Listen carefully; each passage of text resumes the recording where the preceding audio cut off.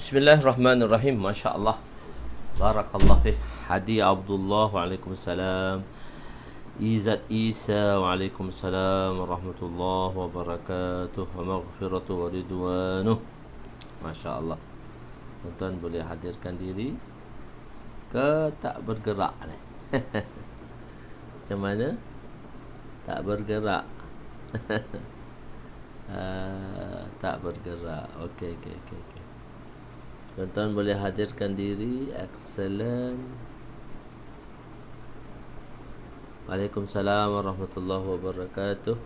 Tak bergerak. Nanti saya tengok kenapa tak bergerak.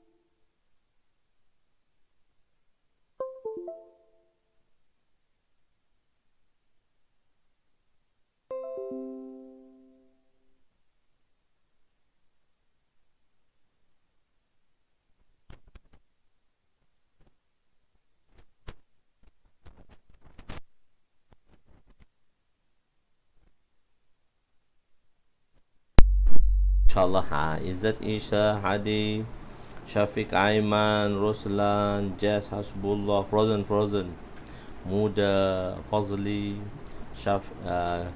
Asyahidi, Masya Allah, Ahmad Nubli, Ayub Mujiyo. Waalaikumsalam warahmatullahi wabarakatuh. Sudah bergerak, ya. Perjalanan yang begitu selesa, gambar dah hidup. InsyaAllah.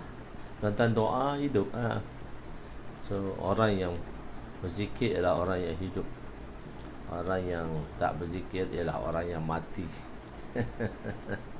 Okey. Tuan-tuan boleh hadirkan diri. Masya Allah. Masya Allah. Ruqyah Hayat. Kita tunggu kaum wanita dan kaum ibu. Masya Allah. Kaum lelaki sudah bersedia. Masya Allah. Waalaikumsalam warahmatullahi wabarakatuh. Kaum Hawa, kaum Adam sudah ada. Norish Hamzah. Waalaikumsalam warahmatullahi wabarakatuh. Wa maghfiratuh wa ridwanuh. Masya Allah. Tuan-tuan boleh hadirkan diri. Malam ni kita berada di jilid kelima. Kita berada di kitab yang baru, Kitab Fadailul Quran, Kitab Kelebihan Al-Quran, Kitab Fadailul Al-Quran, jilid kelima. Masya Allah. Kita masuk jilid kelima terus. Masya Allah. Jilid kelima terus kita masuk. Kita serentak bergerak. Jilid kelima, jilid ke-6. Kitab jilid ke-7 tak siap lagi. Tak pergi cetak lagi. InsyaAllah lepas raya baru nak start cetak. Lepas raya lah nak start cetak. Sempatlah jilid 6 tu habis, jilid 5 habis, jilid 7 datang, jilid 8 dia lambat sikit. Tak apa, kita mulakan jilid 7 dulu, tak ada hal. Jilid 8 dan jilid ke-10 tahun ini. Jilid ke-9 mungkin di tahun hadapan, dia kelewatan sedikit lah, InsyaAllah. Allahu Akbar. Tuan-tuan doa, maka perjalanan percetakan kita pun berjalan lancar, MasyaAllah.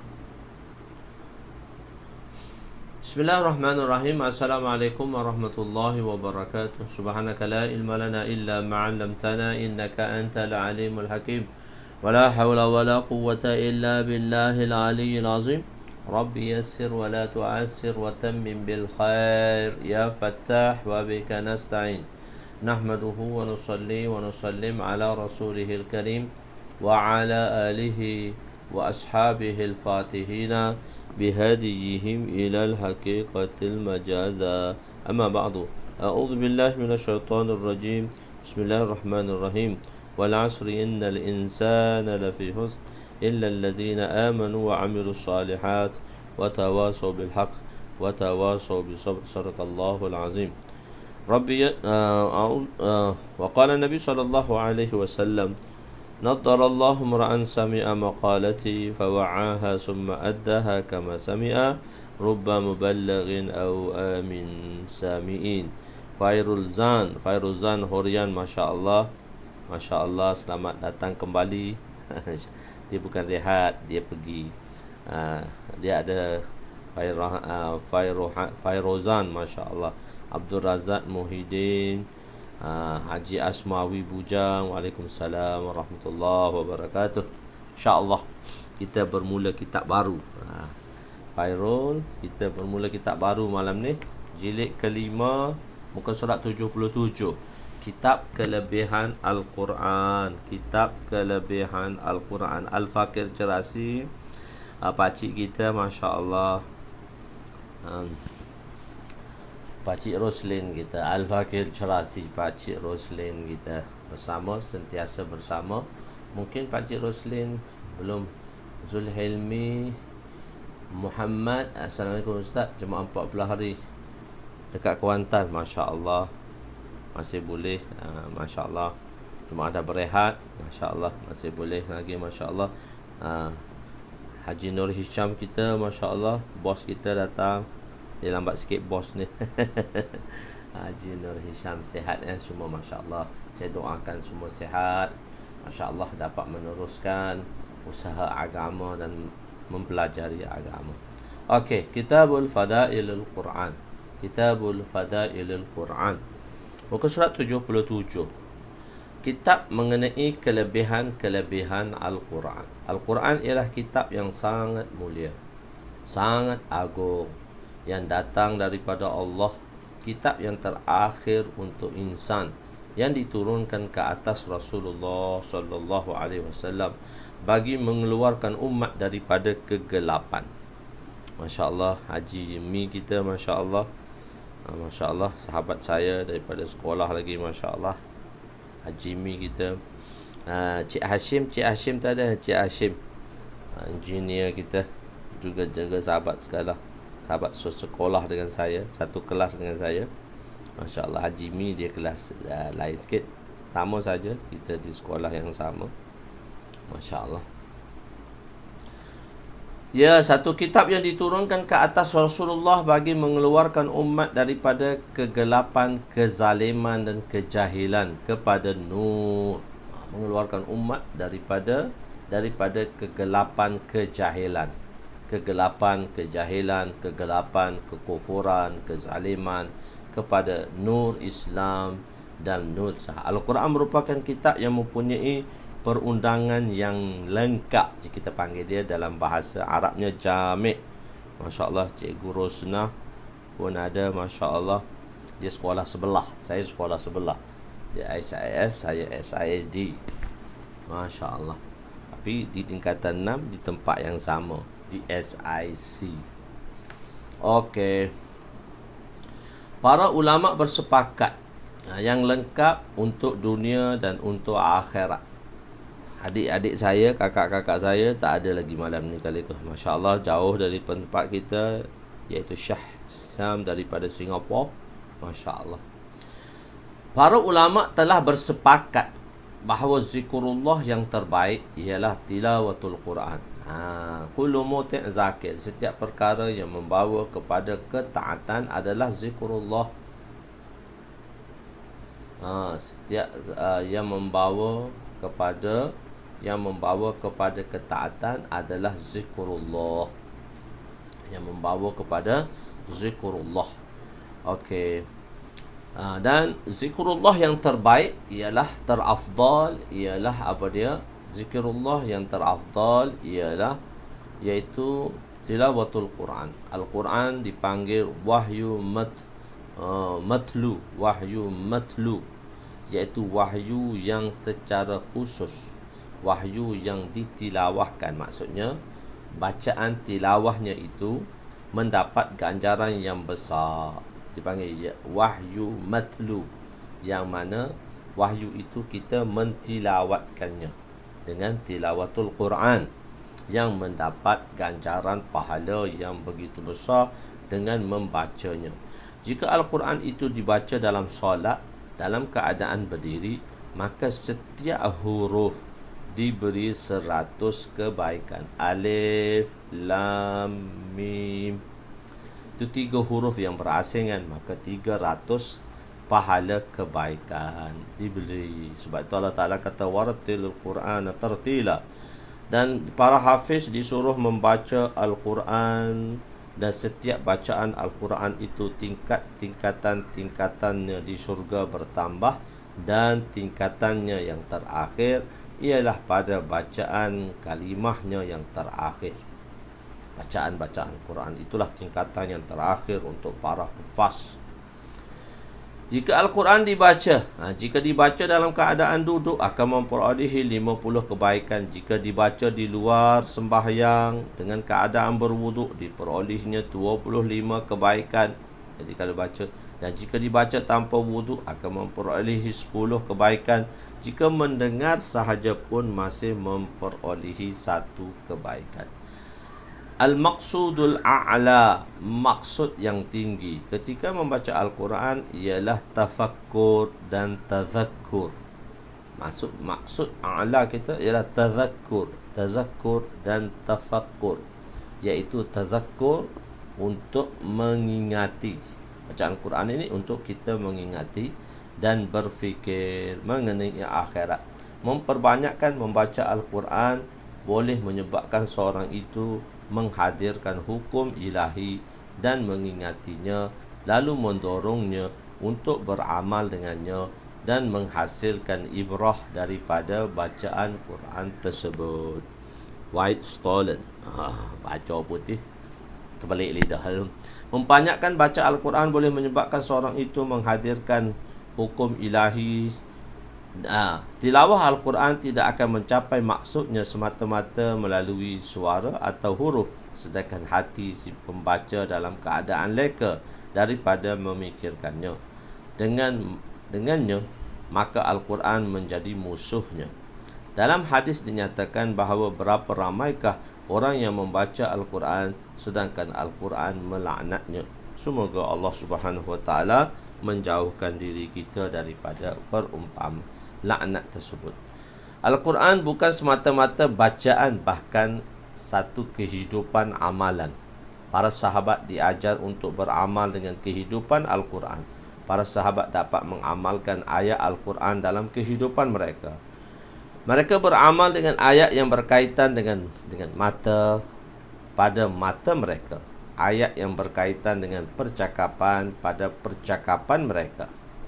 Ayat yang berkaitan dengan pendengaran pada pendengaran mereka. Ayat yang berkaitan dengan hati pada hati mereka. Ayat yang berkaitan dengan tangan pada tangan mereka. Ayat yang berkaitan dengan kaki pada kaki mereka. Ayat yang berkaitan pada faraj juga dapat diamalkan. Yaghudduna absarahum wa yuhfuruna farajahum. So Allah perintahkan yaghudduna absarahum, orang-orang ya ayyuhalladzina amanu, orang-orang beriman, yaghudduna absarahum, wahai orang beriman, tunduklah pandangan-pandangan kamu.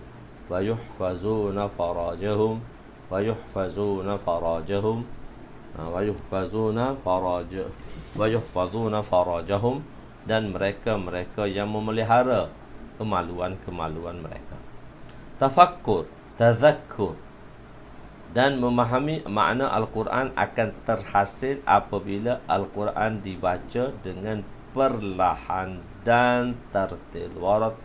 Warattilil Qur'ana tartila, serta menghadirkan hati sewaktu membacanya.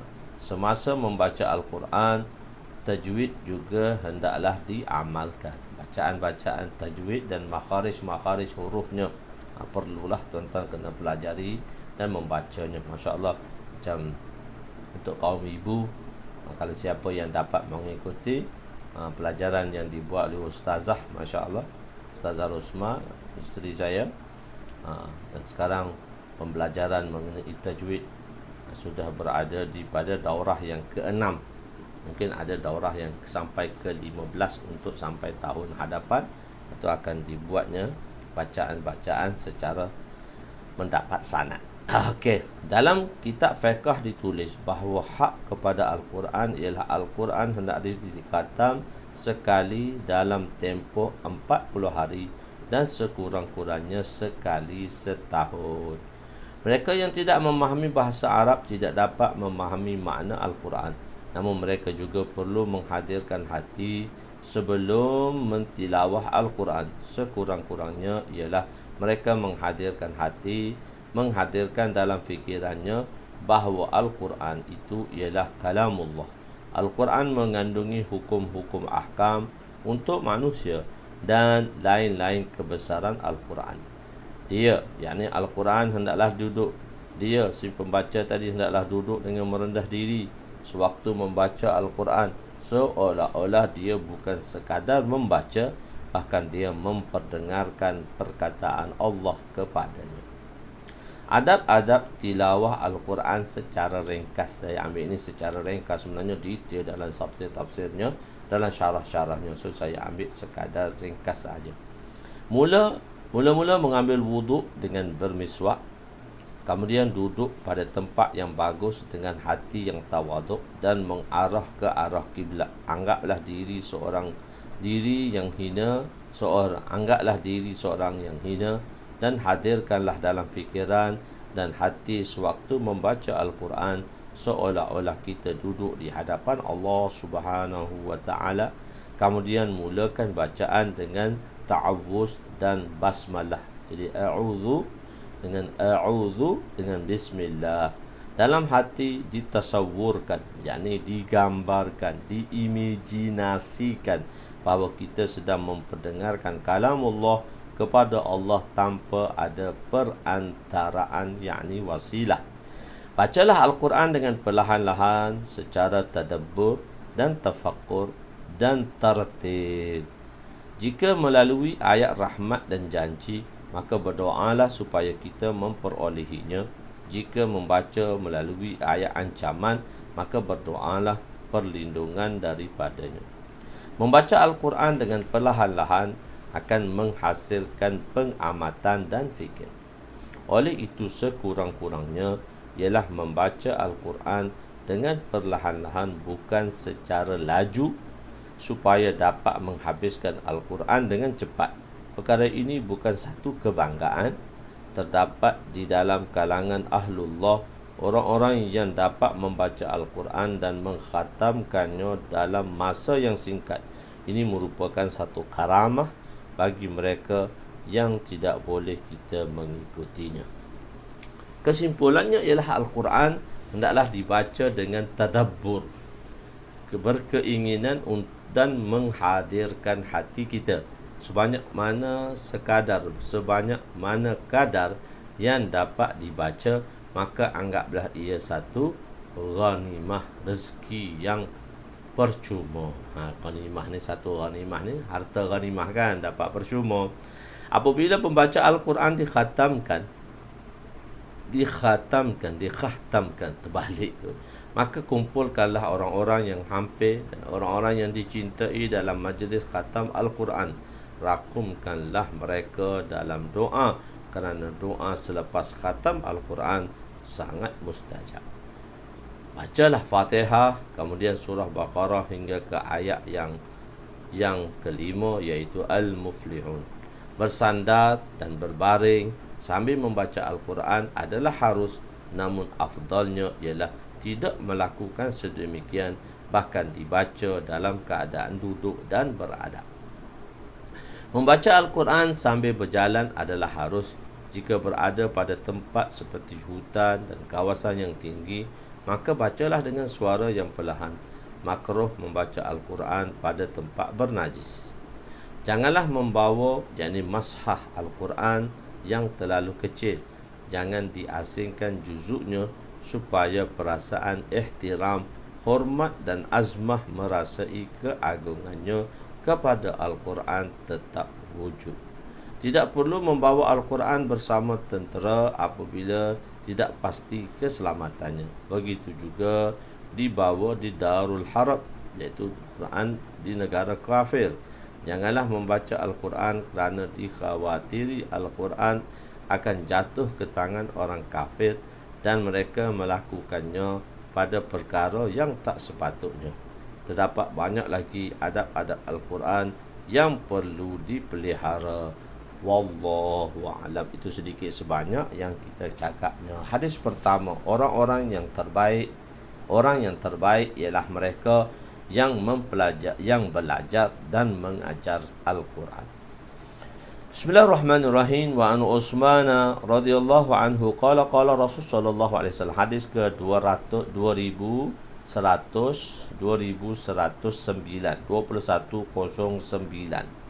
Wa an Utsman radhiyallahu anhu qala Rasul sallallahu alaihi wasallam, khairukum man ta'allama al-Qur'an wa 'allamahu. Rawahu Bukhari. Apabila kalamullah, Sayyidina Utsman radhiyallahu anhu meriwayatkan bahawa Rasulullah sallallahu alaihi wasallam bersabda, orang yang terbaik di kalangan kamu ialah orang yang belajar Al-Quran dan mengajarkannya. Orang yang terbaik ialah orang yang belajar dan selepas itu dia jadi tenaga pengajar. Apabila kalam yang terbaik ialah kalamullah, maka manusia yang terbaik juga manusia yang belajar dan mengajar kalamullah. Manusia terbaik ialah orang yang belajar dan mengajar kalamullah. Maksudnya, belajar Al-Quran ialah bagaimana sepatutnya kita belajar kemudian mengajarkannya. Kenapa? Kita kena belajar, lepas tu kita kena ajar. Kerana ilmu Al-Quran lebih baik daripada semua ilmu-ilmu yang berada di dunia ini. Hak lain tu kita panggil ilmu tu atas dasar munaqasah, mukabalah saja. Tapi sebenarnya semua itu adalah fan. Oleh itu, orang yang mengetahui Al-Quran ialah orang yang terbaik di dunia ini. Apakah maksud menunaikan hak mempelajari Al-Quran? Maksudnya ialah memberikan fikir dan pengamatan kepada ilmu Al-Quran dan mengetahui hukum daripada Al-Quran dengan penuh tawajuh dalam hati yang sedar. Orang kata belajar Quran nak makan apa? Boleh jadi tu imam masjid je. Tapi masa kita belajar agama, belajar Al-Quran, tak pernah lapar pun. Allah bagi rezeki yang mencurah-curah. Allah muliakan ahlul Quran. Allah muliakan ahlul ilm. Dan Allah muliakan dan Allah meninggikan darjatnya. Fadilat membaca Al-Quran 21:10. Hadiskan 2110. Wa an Uqbah bin Amir radhiyallahu anhu qala kharaja Rasul sallallahu alaihi wasallam wa nahnu fi safha qala ayyukum yuhibbu an yaghduwa kulla yawmin ila buthan awil aqid fayati binaqatain qaumawiyan في غير العسم ولا قطع الرحم قلنا يا رسول الله كنا نحب ذلك قال أفلا يغدو أحدكم إلى المسجد ويعلم أو يقرأ آيتين من كتاب الله خير له من ناقتين وثلاث خير له من ثلاث وأربع خير له من أربع ومن أعدادهن من العبل رواه مسلم. Sayyidina Uqbah bin Amir radhiyallahu anhu, Allahu Akbar. Sayyidina Uqbah bin Amir radhiyallahu anhu berkata, Rasulullah sallallahu alaihi wasallam datang kepada kami sewaktu kami sedang duduk di Sufah, yakni sahabat-sahabat ashabus Sufah, dan bertanya, siapakah antara kamu yang suka pergi setiap hari ke pasar Butan dan pasar Aqiq, lalu mendapat pulang dan membawa pulang 2 ekor unta betina dari jenis yang terbaik tanpa melakukan sebarang dosa dan memutuskan silaturrahim. Kami menjawab, ya Rasulullah, setiap orang daripada kami akan menyukainya pergi ke kedai bawa pula tanpa dosa dan silaturrahmi memutuskannya. Baginda bersabda, seorang daripada kamu pergi ke masjid lalu belajar atau membaca 2 potong ayat daripada Al-Quran adalah lebih baik baginya daripada 2 ekor unta betina. 3 ayat lebih baik baginya daripada 3 ekor. 4 ayat lebih baik daripadanya 4 ekor unta, dan mengikut bilangan yang sama dengan bilangan unta jantan. Penerangan Sufah ialah tempat yang khusus yang dibina di Masjid Nabawi. Sahabat muhajir tidak mempunyai rumah dan anak isteri serta mereka ingin menghabiskan ibadat akan duduk di Sufah. Jadi mereka-mereka yang berhijrah dan belum sampai ada rumah lagi, seperti antaranya sahibul Sufah iaitu Sayyidina Abu Hurairah tinggal di Sufah, tapi selepas dapat rumah dan barulah dia bawa ibunya yang belum Islam ke Madinah, dan selepas itu ibunya mendapat hidayat dan petunjuk ke arah Islam dan memeluk Islam. Jadi baru dia ada rumah. Sebelum ada rumah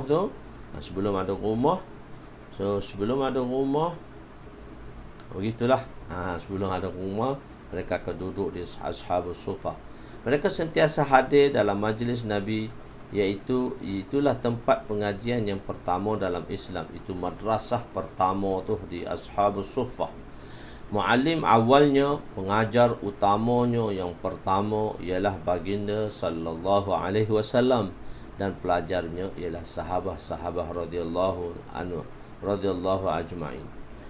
Butan dan Aqiq ialah 2 tempat yang jaraknya 5 hingga 6 kilometer daripada Madinah. Padanya ada 2 bazar. Orang yang akan berjual beli unta di kawasan itu. Orang akan bawa di situ, orang akan niaga unta dan diniagakan. Unta merupakan harta benda yang sangat bernilai bagi orang Arab. Macam kita agak Mercedes Benz lah sekarang. Khususnya unta yang mempunyai bonggol yang besar dengan harga yang mahal. Nabi begitu fasih telah bertanya kepada sahabat untuk menghasilkan kecenderungan mereka kepada perkara yang kekal berbanding dengan perkara yang sementara. Nabi telah menyebut unta untuk memberi penerangan secara kiasan, sedangkan seluruh dunia dan isinya tidak dapat dibandingkan dengan satu ayat Al-Quran pun. Dia sebagai satu pemisalan sahaja, tak sama. Kita buat satu pemisalan agar mudah difahami, bukan kita menyamakan dengan benda yang tak ada nilai. Okey, hadis ke-2111. Wa Nabi Hurairah radhiyallahu anhu qala Rasul sallallahu alaihi wasallam, Ayuhibbu ahadukum iza raja'a ila ahlihi an yajida fihi salasata khalifatin izamin simanin. Qulna na'am qala fa salasu ayatin yaqra'u bihinna ahaduhum fi salatin khairul lahu min salasati khalifatin azimin samanin. Rawahu Muslim. Sayyidina Abu Hurairah radhiyallahu anhu meriwayatkan bahawa Rasulullah sallallahu alaihi wasallam bertanya kepada kami, adakah salah seorang daripada kalangan kamu yang menyukai bahawa apabila dia pulang ke rumah, dia membawa pulang bersamanya 3 ekor unta yang besar, yang hamil serta gemuk. Kami menjawab, ya Rasulullah. Rasulullah SAW bersabda, 3 ayat yang kamu baca dalam solat lebih baik bagimu daripada 3 ekor unta betina yang besar dan hamil serta gemuk gedempong. Unta gemuk gedempong. Itu mubalaghah, perkataan mubalaghah lah, gemuk gedempong tu. Okey, hadis ke-12, 21, 12. Fadilat orang yang mahir dengan Al-Quran. Fadilat orang yang mahir dengan Al-Quran. So itu tak ada penerangan, dipendek saja. Wa an Aisyah radhiyallahu anha qala wa an Aisyah radhiyallahu anha qalat qala Rasul sallallahu alaihi wasallam al-mahiru bil Quran ma'as safaratil qiram al-bararah والذي يقرؤون القرآن وتتعتع فيه وهو عليه شاق له أجران متفق عليه. Sayyidatuna Aisyah radhiyallahu anha meriwayatkan bahawa Rasulullah sallallahu alaihi wasallam bersabda, orang yang mahir dengan Al-Quran akan berada bersama para malaikat pencatat wahyu yang mulia, dan orang yang membaca Al-Quran tetapi tersekat-sekat akan mendapat 2 kali ganjaran. Penerangan hadis muttafaq alaih. Orang yang mahir dengan Al-Quran, orang yang mengingati Al-Quran dengan lancar dan tidak tersekat-sekat dan tidak susah untuk membaca Al-Quran. Malaikat yang dimaksudkan di sini ialah malaikat yang memindahkan Al-Quran dari Lauh Mahfuz, daripada Lauh Mahfuz ke langit dunia, atau maksudnya ialah malaikat yang menulis amal kebaikan hamba Allah. Kesimpulannya ialah orang yang mahir dengan Al-Quran akan bersama dengan malaikat yang mulia. Malaikat akan menjadi sahabat mereka. Mereka tidak mahir dengan Al-Quran dan membacanya dengan tersekat-sekat akan mendapat 2 ganjaran. Ganjaran pertama ialah kerana mereka membaca Al-Quran, dan ganjaran kedua kerana susah payah mereka untuk mempelajari Al-Quran. Susah baca Quran ni. Nak sebut Quran pun, nak sebut ain 1 biji pun 3 hari. Tapi jangan putus asa. Ain, babi buba, ba. Tati tu ta, tati tu ta, jaji tu ja. So dia kena makhraj dia tu kena betul lah. Hasilnya ialah mereka yang mahir dengan Al-Quran. Hadis yang menggalakkan orang ramai untuk mempelajari Al-Quran, bukan maksud seorang yang mempelajari Al-Quran dengan tersekat-sekat akan mendapat ganjaran pahala besar daripada mereka yang mahir. Tak sama orang yang mahir dengan orang tak mahir. Cuma nak bagi tahu di sini, iaitu kerana mereka yang mahir akan mendapat ganjaran besar seperti diberitahu di atas, iaitu mereka bersama dengan para malaikat lagi. Waktu tu dapat 2 pahala ni dengan malaikat sekali. Hasilnya orang yang mahir dengan Al-Quran adalah golongan yang paling afdal. Mereka yang tersekat-sekat pula berdasarkan kesusahan mereka akan mendapat 2 fadilat. Hadis ke-21, 13-5. Hasad yang dibenarkan. Manakah hasad dengki? Kita panggil dia hasad lah, tetapi dengan nama ghibtah. Hak manakah dibenarkan? Yang dibenarkan. Hasad yang dibenarkan. Apakah perkara yang mana kita nak berlomba dalam perlombaan itu dan kita cemburu dengannya, yang mana dibolehkan. Wa an ibn Umar radhiyallahu anhuma qala Rasul sallallahu alaihi wasallam, la hasada illa ala snain, rajulun atahu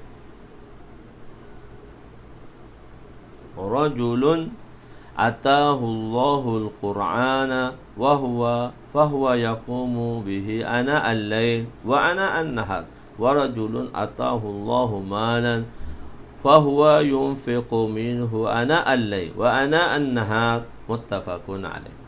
Sayyidina Abdullah bin Umar radhiyallahu anhuma meriwayatkan bahawa Rasulullah sallallahu alaihi wasallam bersabda, hasad tidak dibenarkan kecuali kepada dua jenis manusia. Dua orang saja hasad dibenarkan. Pertama ialah seorang yang dianugerahkan Al-Quran lalu dia membacanya siang dan malam. Kedua, seorang yang dianugerahkan harta lalu dia membelanjakannya siang dan malam. Hadis muttafaq alaih. Hasad bermaksud seorang. Apa definisi hasad? Hasad bermaksud seorang itu berkeinginan untuk menghasilkan nikmat yang terdapat pada orang lain dan menginginkan nikmat yang berada pada orang lain terlepas daripada tuannya. Oleh yang demikian, Syekh Milik Shah rahmatullah alaih berkata, hasad terbahagi kepada dua, hasad hakiki yang makna sebenar atau hasad majazi. Hasad ni kalau kita tengok dari segi definisi umum, satu orang ada nikmat dan kita nak memperolehi nikmat sebagaimana nikmat yang terdapat kepada orang lain. Dengan apa? Dengan kita rasa kita memperolehi nikmat itu supaya nikmat itu dilenyapkan daripada orang lain dan kita seorang saja. Jadi sebab itu dikata, kalau tengok daripada takrif tadi, maka hasad tu tak boleh lah. Kenapa pula dibolehkan hasad? Sebab itu ulama telah mensyarahkannya. Sebab itu ulama telah mentasyarihkannya dengan pembahagian hasad tadi. Hasad dibahagi dengan dua. Satu hasad majazi dan satu hasad hakiki. Kan telah kita belajar dulu, iaitu satu makna, satu perkataan yang mana dia ada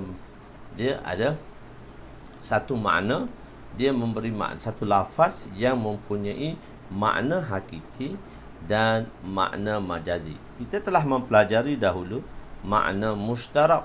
Makna mushtarak ialah satu lafaz yang mempunyai banyak makna, tetapi setiap maknanya hanya satu sahaja, iaitu makna pertama, iaitu makna hakiki, bukan makna majazi atau makna tumpangan. Makna tumpangan. Jadi sebab itu kita tengok satu makna hakiki atau makna majazi. Makna yang kedua lah, misalnya telah kita jelaskan dahulu pada tuan-tuan, iaitu qalbun. Qalbun ni sebenarnya jantung. Jantung, tapi kita telah terjemahkan qalbun itu dengan makna hati. Sedangkan hati itu dalam bahasa Arab maknanya kabidun. Al-kabidun, al-kabid, al-kabidun. Itu maksud dia hati, liver. Dan jantung tu dia panggil hat. Jantung tu dia panggil hat. Qalbun maksudnya jantung hati. Jantung hati. Tapi kita dah bila kita sebut qalbun, maka kita akan menterjemahkannya dengan makna hati. Itu dipanggil makna majazi atau makna uruf. Makna uruf ni yang dikenali ramai oleh masyarakat. Kalau kita sebut qalbun tu, orang tak tahu dah makna jantung. Cuma orang tahu maknanya ialah hati. Itu tentang makna hakiki dan makna majazi. Itu makna hakiki maupun makna majazi. Maka begitu juga hasad ini dibahagikan kepada dua, iaitu satu makna hakiki, satu makna majazi. Apa makna hakiki? Kalau hasad hakiki itu tak dibenarkan, tapi hasad yang dibenarkan sebagaimana yang diceritakan di dalam hadis itu, maknanya ulama menjelaskannya ialah hasad majazi. Dia benar-benar satu benda tu dia boleh terangkan pendek, dia boleh terang panjang. Tuan-tuan nak cara mana? Tuan-tuan nak dia 7 pun boleh, cara pendek, atau tuan-tuan nak terangkan dengan satu persatu. Sebab kalau kita mengaji nahu ni, kita akan bahaskan satu-satu perkataan tu boleh buat satu kitab. Kita boleh bahas satu perkataan tu, al-kalimatul mufrad. Al-kalimah tu kita boleh bahas satu kitab di situ. Perkataan al-kalimah saja. Kita belajar satu persatu.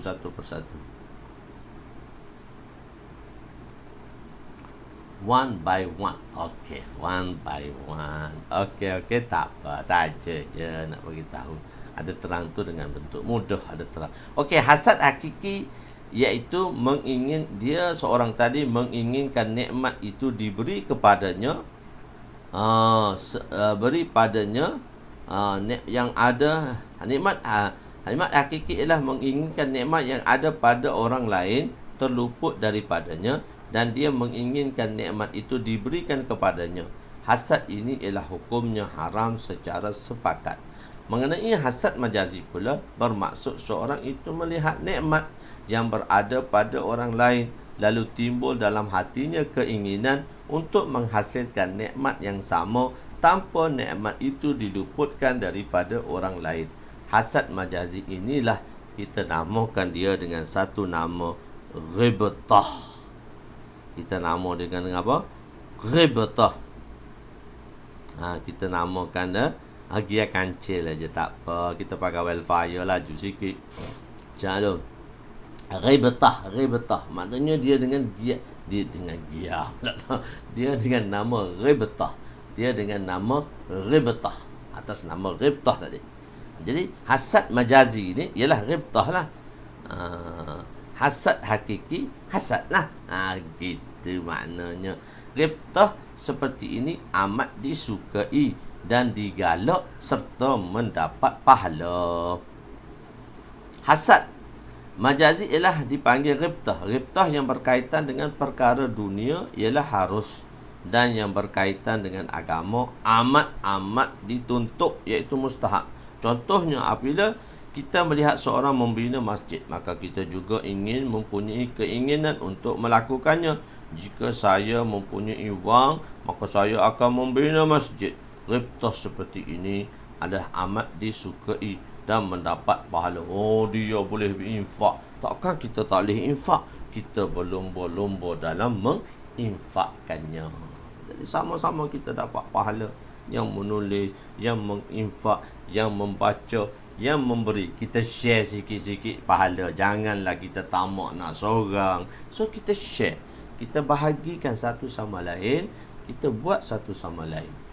Kita infakkan, kita bagikan, supaya apa? Kita dapat satu sama. Alah boleh sikit seorang, tak sikit, banyak. Hadis di atas bukanlah bermaksud ghibtah hanya dibenarkan pada dua perkara saja. Bahkan hadis di atas ingin menerangkan kedudukan dua perkara tersebut seolah-olah tiada nikmat lain yang melebihinya. Imam Mudhir rahmatullah alaih menyebut bahawa adalah tidak elok apabila seorang melihat nikmat dunia yang berada pada diri orang lain, bahawa dia juga berkeinginan untuk menjadi sepertinya. Ya, kalau nikmat tersebut itu nikmat yang menghampirkan diri kepada Allah. Tetapi kalau nikmat seperti mentilawah Al-Quran, bersedekah, berinfak dan kebaikan yang lain, maka nikmat itu bolehlah diinginkan. Orang yang diberi nikmat Al-Quran ialah orang yang diberi taufik oleh Allah untuk mengingati Al-Quran seperti yang sepatutnya. Begitu juga orang yang sibuk dengan Al-Quran, seorang yang sentiasa membaca Al-Quran dan sentiasa mengingati mafhum dan maknanya, serta memberi pengamatan dan berfikir mengenai kedudukannya, kemudian beramal dengannya dan membacanya di dalam solat. Itu fadilat yang melebihkan banyak fadilat. Okey, hadis ke-21 14-6, pemisalan orang yang membaca Al-Quran dan orang yang tidak membaca Al-Quran. Wa an Abi Musa Asy'ari radhiyallahu anhu qala Rasul sallallahu alaihi wasallam, masalul mu'min alladhi yaqra'ul Qur'ana masalul utrunjah rihuha tibun wa tam'uha tayyibun ومثل المؤمن الذي لا يقرأ القرآن مثل التمرة لا ريح لها وطمعها حلو ومثل المنافق الذي لا يقرأ القرآن كمثل الحنظلة ليس لها ريح وطمعها مر ومثل المنافق الذي يقرأ القرآن مثل الريحان ريحها طيب وطمعها مرمر متفق عليه. وفي رواية المؤمن الذي يقرأ القرآن ويعمل به كالأترنجة والمؤمن الذي لا يقرأ القرآن ويعمل به كالتمر. Sayyidina Abu Musa Asy'ari radhiyallahu anhu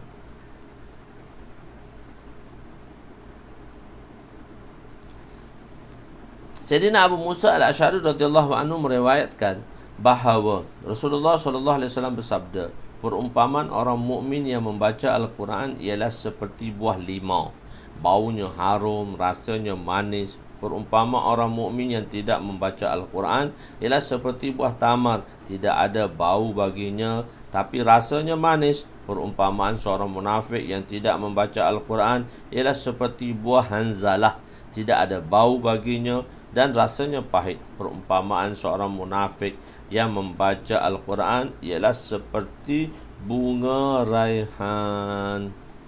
Bunga raihan, baunya harum, rasanya pahit. Muttafaqun alaih.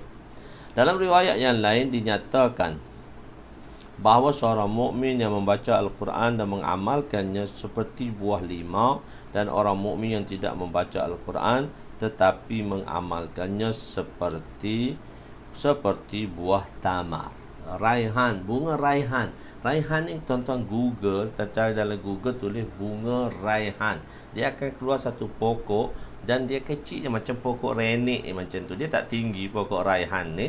Dia pokok renek, dia daun hijau dan dia akan mengeluarkan bunga. Bunga dia warna hijau mula-mula. Bila dia bunga itu mekar, bila bunga tu mekar, dia akan jadi warna ungu. Bau dia harum aja. Raihan, bau dia harum saja. Itu raihan, bunga raihan. Bunga raihan ni dia harum je, warna ungu. Dia kecil-kecil ada. Dia bunga, dia pokok dia macam pokok renek aja. Dia tak pokok tinggi, dia pokok renek saja. Dia pokok dalam 2-3 kali bunga, habislah dia kena tanam balik bunga raihan. Kalau kat madrasah selalu kita ada bunga raihan ni. Maulana Jamshid, ustaz kami dan saya punya makhdum, saya berkhidmat dengan dia. Kalau budak-budak sakit, dia kata, Husnu bagi ambil bunga daun raihan bagi makan kepada budak lima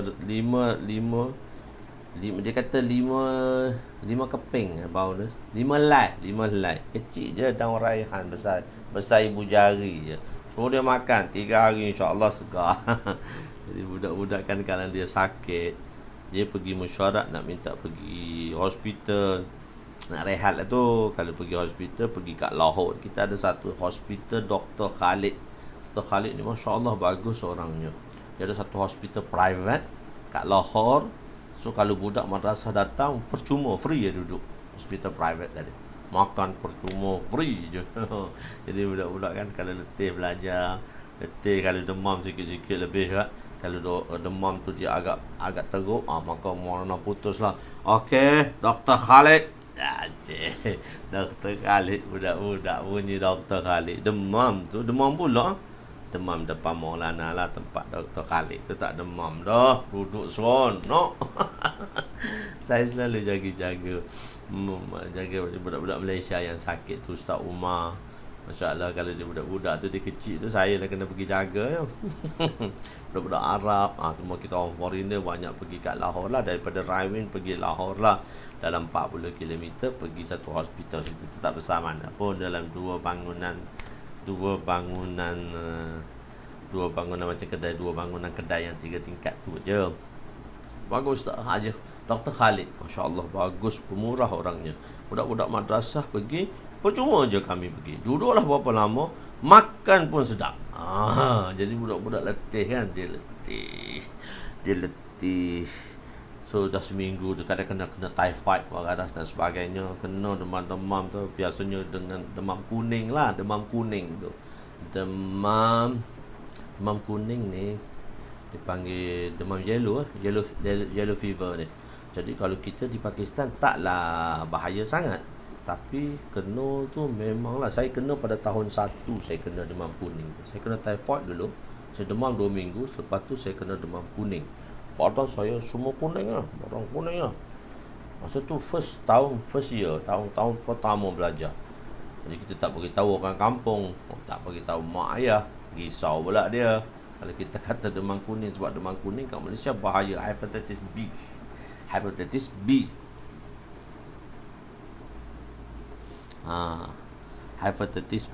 Hepatitis B ni dia kena demam kuning.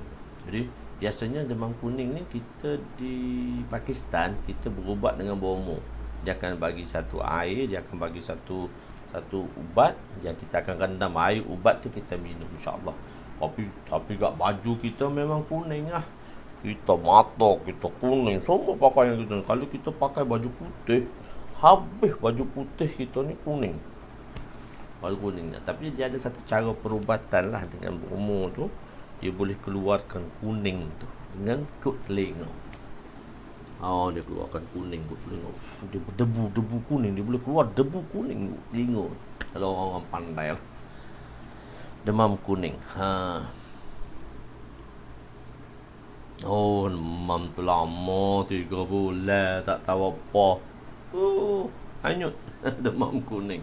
Saya kena demam kuning. Jadi budak-budak akan pergilah. Budak-budak pergi mesyuarat. Saya kata, Mona kata, sebelum pergi Lahore, Husno bagi makan daun raihan dulu. Saya suka. Bagi makan dia daun raihan dulu. Saya kata, dia pun, lepas tu lepas 3 hari, dia pergi mesyuarat lagi. Dia tak sihat lagi, dia pergi mesyuarat. So nak pergi berehat lah kat Lahore seronok, tempat hospital Dr. Khalid. Lagi berehat. Lepas tu Mona kata, Husno, dia dah makan tak daun raihan tu? Saya kata, dia orang budak tu tak nak makan. Budak tu tak nak makan daun raihan. Saya kata, kau makanlah daun raihan tu. Dia lah tak pahit sangat, tapi dia sedap-sedap sikit. Bagi saya, dia tak pahit sangat pun, tapi sedap sikit. So, saya kata, kau makanlah sikit. Kata dah makan tapi tak sembuh, kau boleh pergi. Kalau kau kata tak makan, memang kau tak boleh pergi. Saya yang check semua. Mona kata, Husno, dia kata, kau pagi dah makan dulu. Saya kata, kau budak-budak, kau ni pun betul lah. Kenapa? Kau makan lah, betul. Kau tak sembuh, kau pergilah. Daun raihan. Tu keluar raihan. Tanamlah pokok raihan. Cuba tanam pokok raihan. No beli. Tanam pokok raihan, bunga raihan tu. Beli murah aja. Maulana tak tabir. Maulana dia sebab mesyuarat tu semua keputusan dengan Maulana. Keputusan Maulana. So keputusan Maulana tanya Maulana semua khadim dan yang akan bagi ubat tu kat mana. Saya macam-macam saya buat majun aflatun. Majun yang paling mahal harga dia. Aflatun. Dibuat dengan madu, dibuat dengan telur kuning, dan dia buat dengan kayu ut, dan dia buat dengan adrak. Adrak ni apa adrak nama Pakistan, halia. Dia dengan halia zanjabil. Dia ambil zanjabil, dia ambil 1 kilo zanjabil, dia perah, dia hancurkan, dia perah, dia ambil air zanjabil tu. Dia perah, ambil air zanjabil. Lepas tu dia ambil 1/2 kilo madu. Lepas tu dia ambil telur kuning. Telur kuning ayam kampung dalam 10 biji. Telur kuning ayam kampung 10 biji. Selepas tu 5 biji. Selepas tu dalam 200 gram rasanya, ataupun mahalnya 200 gram kayu. Kayu ut tu gatulah mahalnya. Kayu ut tu beribu lah harga dia. Maulana kan banyak kayu ut. Saya masa tu saya tak ada mesin, saya tumbuk je kayu ut tu. Dan satu bekas penumbuk daripada tembaga. Kayu ut tu mahal. Kayu dia tu dia jadi debu tu campur. Awalnya madu dia jadi majun. Lepas tu kita buat majun sebiji. Majun aflatun. Apa khasiatnya? Yang tua jadi muda, yang lemah jadi kuat. Oh, malam ni aku ngajar buat ubat lah pula. Maulana dia akan kata kat saya, dia kata, Husna, bawa majun boleh ko juan kar dia, kamzor ko takat bana dia. Oh, dia kata gitu. Dia kata boleh ko juan kar dia. वो majun है जिसने तूने बनाया था ना, वो उनकी खुसूसियत ये है थे, क्या है? वो जुआन, बूढ़े को जुआन कर दिया, कमजोर को मजबूत कर दिया. Nabi tuan-tuan jangan buat tu maju tu panah tuan-tuan, perasak kepala tu. Okey. Perasak kepala dia. Malam ni cerita buat ubat pula lah. Allahu Akbar. Macam-macam lah tuan-tuan. Okey. Cerita tu cukup. Buat ubat tu cukup. Ada banyak lagi ubat, nanti saya beritahu tuan-tuan je. Satu lagi ubat special sakit perut, iaitu kulit buah delima. Kulit buah delima dikeringkan dan dihancurkan. Kulit buah delima dikeringkan, dihancurkan, dicampur sedikit garam. Hancurkan tu. So kita akan buat, orang kata bagi dia satu dia panggil ek nuskah. Dia kata ek nuskah dia, dua nuskah dia, tiga nuskah dia. Nuskah tu dia buat dalam kertas kecil. Kertas kecil macam ni. Kertas kecil yang saya tunjuk kat tuan ni, kertas yang satu lah 4 segi tu. Satu nuskah tu 4 kertas kecil tu. So saya lipat dua macam tu. Saya lipat macam tu, dia letak situ. Kertas kecil tu lipat macam tu, lipat macam tu, lipat macam tu, lipat macam tu, lipat macam tu. Satu nuskah. Ni dalam ada isi dah tu. Satu nuskah. Ni sekali makan. Cara lipat ubat pandai. Kampung punya orang. Okey. Belajar buat ubat pula, marah ke doktor lain pula tu. Okey, tidak bau. Seperti buah tamar. Dalam riwayat lain dinyatakan mukmin yang membaca Al-Quran. Allahu Akbar. Mukmin yang membaca Al-Quran ialah seperti buah tamar. Penerangan. Nabi SAW membuat satu perumpamaan yang sangat baik dalam hadis di atas seorang Islam yang membaca Al-Quran seperti buah tamar yang manis yang mempunyai rasa yang manis. Begitu juga Al-Quran boleh menyebabkan iman akan bertambah. Wa iza tuliyat alaihim ayatuhu zadatuhum imana. Kulit banyak mana ustaz? Nak kering, ambil dua tiga buah kurma tu betul-betul. Tapi kurma tu, buah delima tu, ambil yang delima kan kita banyak jenis. Satu delima merah yang betul-betul isi merah.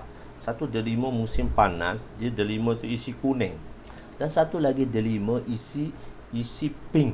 Tu delima isi pink tu yang nak tu. Bukan yang merah betul-betul merah tu. Tak, delima isi pink. Buah dia tu isi pink. Dia warna delima warna kuning. Tu delima yang banyakkan masak musim panas tu warna kuning.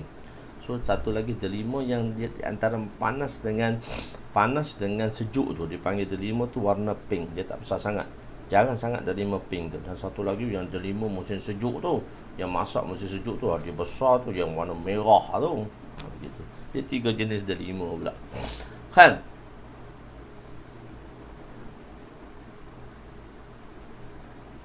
Tak payah buat ubat Makan ubat doktor sudah je lah. Okey.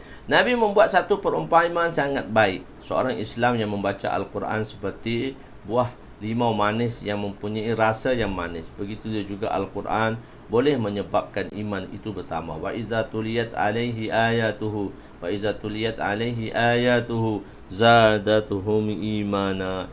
Saya tak jual benda-benda tu. Sifat berbau wangi yang terdapat pada buah limau mempunyai faedah kepada orang yang berada di sekitarnya.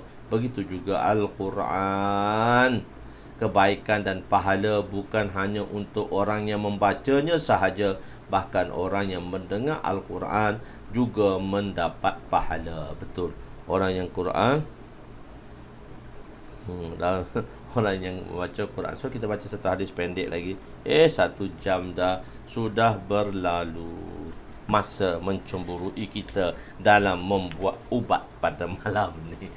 Tuan-tuan, jangan buat ubat sudahlah. Puan pesan dekat saya, engkau jangan jadi bomo tau balik nanti. Okey, saya tak jadi bomo lah. Saya jadi ustaz sajalah. Tak payah jadi bomo lah. Jadi ustaz sahaja. Banyak macam-macam buat.